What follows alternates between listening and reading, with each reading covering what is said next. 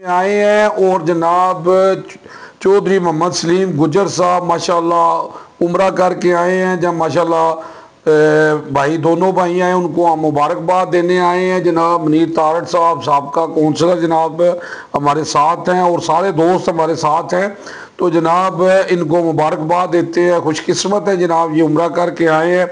तो जनाब भाई जी मोहम्मद सलीम चौधरी गुजर से बात करते हैं जी। अस्सलाम वालेकुम जी। बात ठीक करते हैं जी। क्या हाल है जनाब? ठीक हो? तो कैसा महसूस किया जनाब तुसी उम्रा करके? तुहानू बहुत बहुत मुबारक होवे। हां जी। ते किस तरह जनाब प्रोग्राम बनया ते किस तरह गए हो तुसी? बस जनाब अल्लाह पाक ने करम किया। अल्लाह पाक सब नूं लैके गए। जितने मेरे दोस्त रह गए अल्लाह उन्होंने इस सादे की तौफीक अता फरमाए। जल्ला रहम करे, करम करे, माफ़ फरमाए, सब पे करम फरमाए। ते मक्के च कितने दिन रहे हो तुसी? 13 दिन। ते क्या महसूस किया उत्थे? क्या कैफियत सी, कोई बयान करो ना। अल्लाह पाक दे करम सन, करम ही करम सन।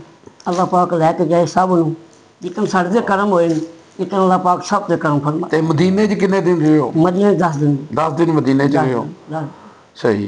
ते और ते अपना कितने साथी नाल सन तुहाडे? साढ़े 5 साथी सन। 5 साथी सन जी हाँ। ते कौन कौन सन दस जो? मैं सा, मेरा भाई सी। अच्छा। ये 3 बंदे और सन। ठीक है। तो जनाब मुनीर तारड़ साहब ने जनाब के कहोगे जी तुसी? जनाब आया जी मुबारक देनी जो भरा साडा अल्लाह ताला ने करम किया।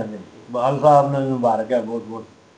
और मैं इसलिए किधर कोई काम ने कोई मेहमान आए ने उधर बैठे ने। तो जनाब तुसी साहब माशाल्लाह थोड़ी आवाज़ भी बहुत प्यारी है, तो क्या सुनाओगे जनाब? करम मांगता हूँ अता मांगता हूँ। जनाब माशाल्लाह जी।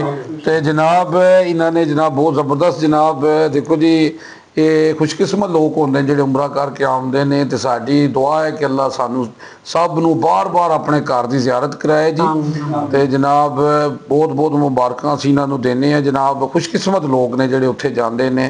हाँ जी। उर्दू ग्लोबल UG न्यूज़ जावा जी जेलम।